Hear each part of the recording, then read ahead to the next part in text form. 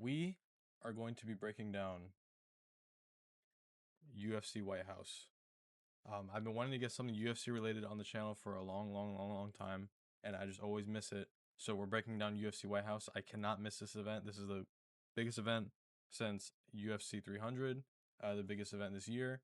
We're just gonna be channeling my inner MMA guru, bedtime MMA, and I'm gonna give you guys my takes because these are the correct takes. So this is how we're gonna start the stream today, and then we'll go back to Batman Arkham Asylum. I'm ready.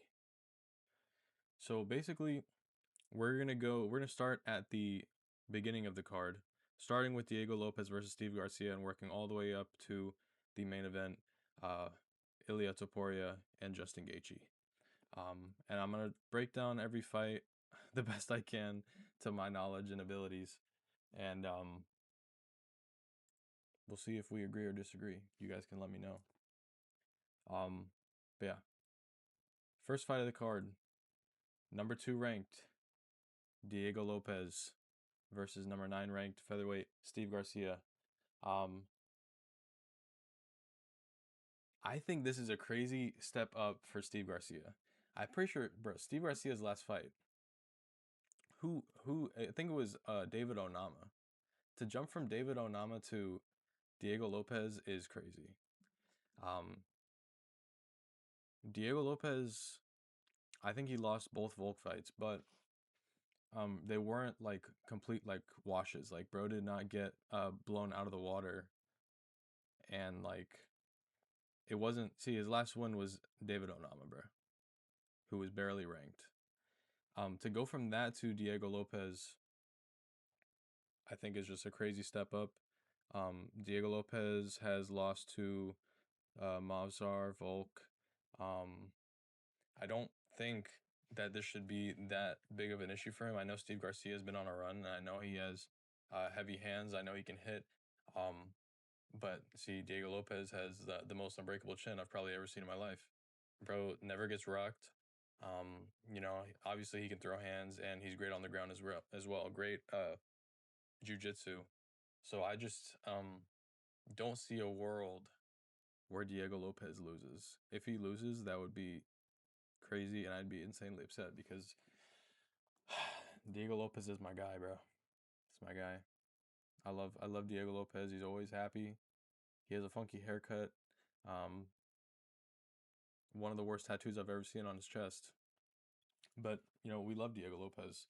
If you don't love Diego Lopez, I probably don't love you. So yeah, I'm going Diego Lopez. I don't know if I'll say a finish. If it does get finished, I think maybe sub. I don't think he's gonna. I don't think it'll be KO or TKO. If it does go to decision, I'm picking Diego Lopez. Next.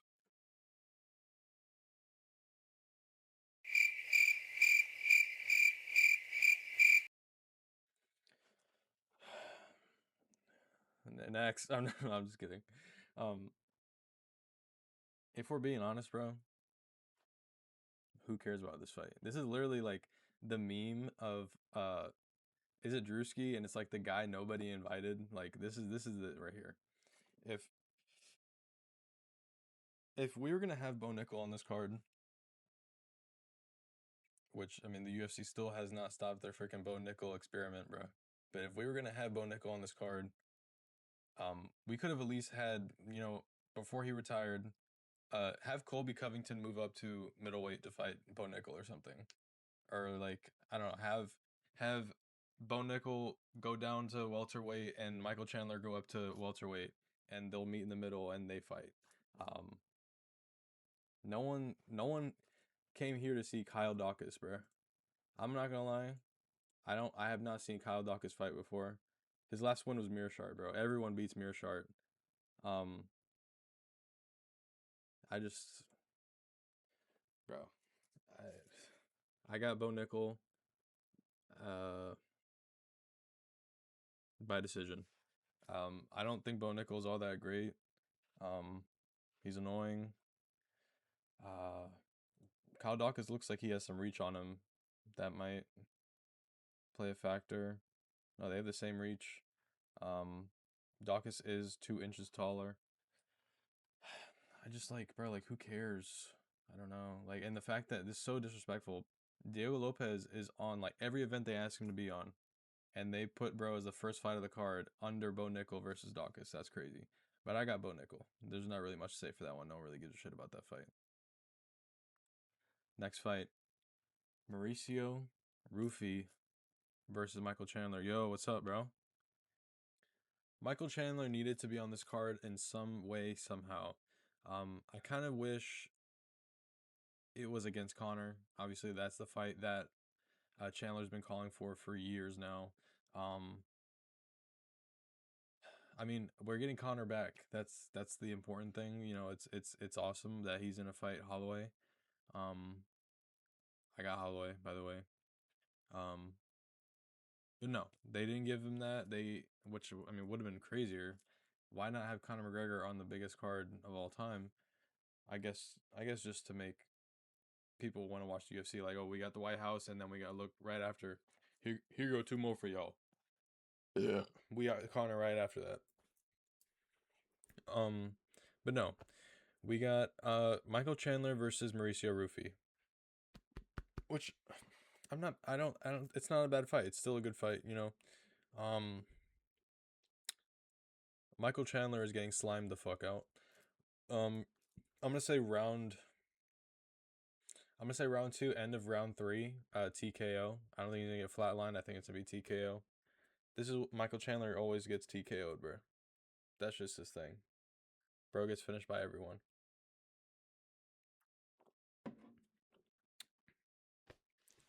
Mauricio Rufy, he's just better. More fluid in the striking. He did get submitted by BSD, but I don't think he has to worry about getting submitted against Michael Chandler. Um, since losing to BSD, Rufy's been on a little streak of his own, beating Fiziev. I think he beat someone else, didn't he? Who else did he beat since then? He beat Fiziev, and then oh wow, no, he's only had one win since then. I'm crazy. I thought he won another one. He only beat Fiziev since then, but it was a good win. He like obviously you could tell that he improved and was looking a lot better. Um, but yeah, Michael Chandler just came off a loss. He's coming off 2 straight losses, to Patty and Charles, I think. Sorry, bro. Bad memory. I'm a casual. Yeah, Patty, Charles, and Dustin. When was the last time bro won? Against Ferguson, bro, in 2022. Bro has not won in 4 years. I just don't see a world where Michael Chandler wins this. He's gonna love the setting of being at the White House. He's gonna go crazy. I'm surprised he didn't do more at the last press conference, to be honest. But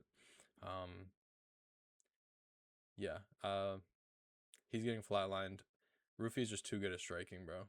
His striking is just like too clean. Like he's just clean with the striking. So yeah, I got Rufy. Round two, early round three, TKO. Next, Josh Hokett versus Derek Lewis. Um, bro, we have a savior in the heavyweight division. I honestly don't even know how I feel about Josh Hokett. Like, I think he's kind of annoying. I think sometimes he might go a little bit too far. Um, but he's entertaining for sure. Like, there's no doubting that. He just threw like the most entertaining heavyweight fight of all time against Curtis Blades, and he won. Like he talked his shit and he won. Um, with that being said, and I don't want to count Derek Lewis out because I feel like you can't ever count Derek Lewis out. But I got Josh Hokett, bro. Bro, Derek Lewis looked so bad in his last fight. Like he slipped and fell to like the remnants, bro. The idea of a jab, and that's what finished him. He fell. It like grazed his freaking face. He fell, and then just laid down and gave up. And Acosta just ground and pounded him until he was done. Like it was just embarrassing. It was sad. Like I felt like I was watching Like I don't know, it was just like it just didn't. I didn't feel good watching that. Like it was just like, bro, like I don't know. I just felt wrong.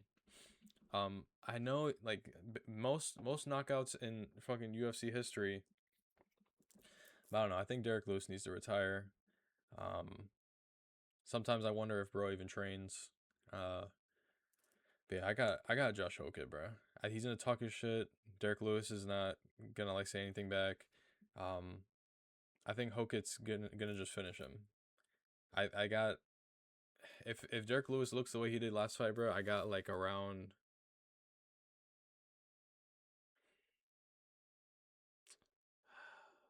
maybe like round two TKO. Um,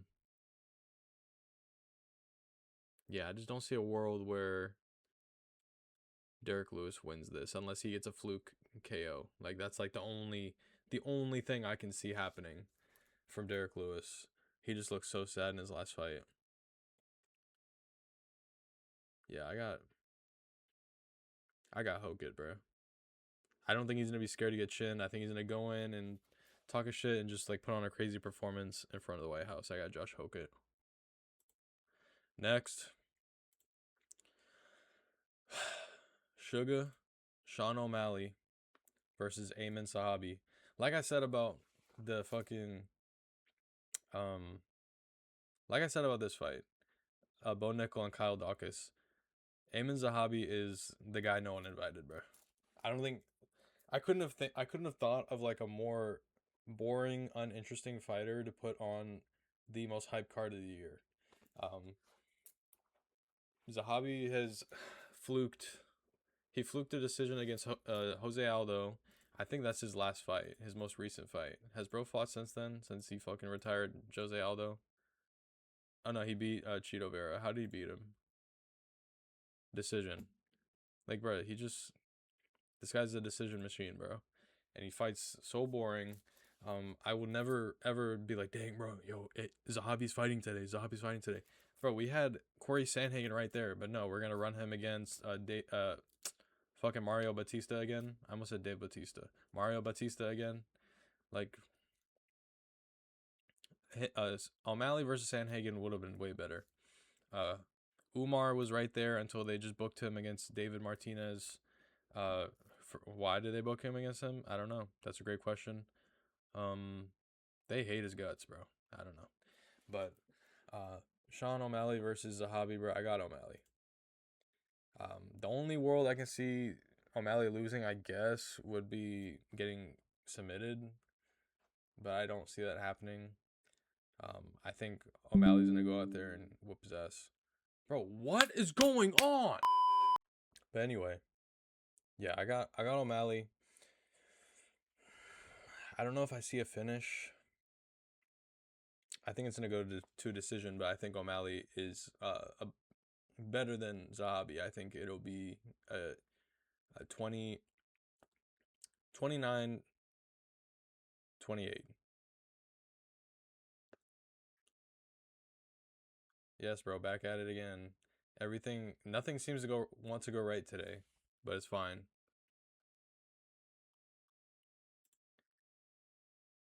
And then the next fight on the card, Alex Pereira versus Ciryl Gane for the heavyweight interim title. I don't feel like people are talking about this enough, but I'm a little bit worried for Pereira. I obviously am gonna pick him to win, but I don't think it's gonna be as easy as a lot of people think. And I think because heavyweight is so bad, I think people underrate Ciryl Gane a lot. Ciryl Gane's good. He's good. He's unlocked the infinite title shot glitch. Um, what are you gonna do about it? I mean, who else are they gonna throw in here? Like, I mean, I guess you could do Volkov. I mean, he's coming off a win. Um, but like, heavyweight's so bad, bro. Like, who else are you really gonna put up there? Um, but yeah, I got Alex Pereira, but I don't think it's gonna be easy. I'm worried for Alex Pereira to get hit by something nice, something clean. Um, I'm not gonna count him out though. He looks very fast at heavyweight. According well, It's hard to judge off of like sparring and training, but yeah, I got Pereira. He looks good at heavyweight. If he wins and he wins the belt in 3 different divisions, bro, there's gonna be some uncomfortable conversations. I'm scared. I'm worried about Ciryl Gane. They're both, kickboxers. Or Ciryl Gane might be like Muay Thai. I can't remember. Don't quote me on that. But I got Alex Pereira. But just know I don't think it's gonna be easy. All right, next fight. The main event of the evening. Ilia Topuria versus Justin Gaethje.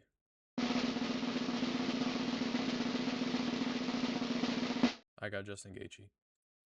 No, I'm just playing. Of course I don't. No, Ilia Topuria is gonna win this in the first round, and it's not even gonna be a challenge.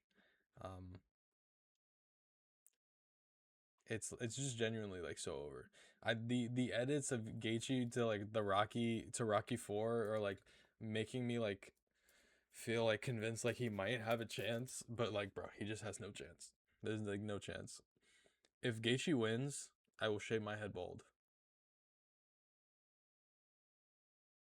No, I'm not actually gonna do that. What's like something I would do though? If Gaethje wins, if Gaethje wins, I will shave an L into my freaking chest hair. I don't know, something. I don't. No one on earth thinks Gaethje's winning, bro. No one with like their head on straight thinks Gaethje's winning. Um, I do think his like goofy fighting style and like unpredictability as a fighter, he can use to his advantage. But I just, bro, I didn't think he looked very good against Patty. Like, he just like, the whole time I was thinking, bro, if this was Ilia, like, Gaethje would be dead right now. Just like one clean hit, bro, and he's just dead. He's gonna blow up, explode. He's just done. We're never hearing from Gaethje ever again. Yeah, I got Ilia. Like, I don't feel like I really had to explain why I have Ilia. It's just Ilia's just gonna win.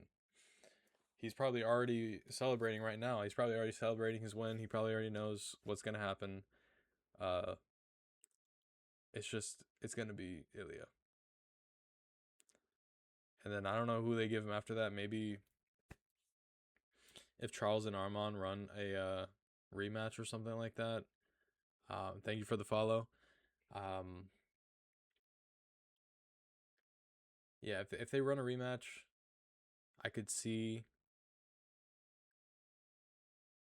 What am I even saying? Yeah, if they run a rematch, I could see one of them maybe getting the title shot next. I'm not really sure what's happening at. What else is happening at lightweight right now? BSD is about to fight Patty. I guess he could be next in line. But like, Ilia just needs to fight Islam, bro. That's what needs to happen. Yeah. My picks: Ilia, Alex, Sean, Hokit, Rufy, Bo Nickel, I guess, and Diego Lopez. Pretty much everyone from this side is gonna win. And if you think differently than me, then you're just wrong. All right. I don't know what to tell you. But yeah, those are my picks for the White House card. I'm so excited, bro. That weekend that this happening, it's also happening on a Sunday, which is kind of strange. The weekend that this is happening is my girlfriend's birthday. We're having a weekend Airbnb. Like 30 people. 30 people. 30 people. I'm gonna be hopefully sloshed with the guys watching UFC White House. Like it genuinely like doesn't sound better than that. Like it doesn't sound like it gets better than that. Like that's like peak life, peak existence right there. Like how does it genuinely get better than that? I don't know. But yeah, I'm so excited. UFC White House. Those are my picks. If you disagree, you're wrong. All right.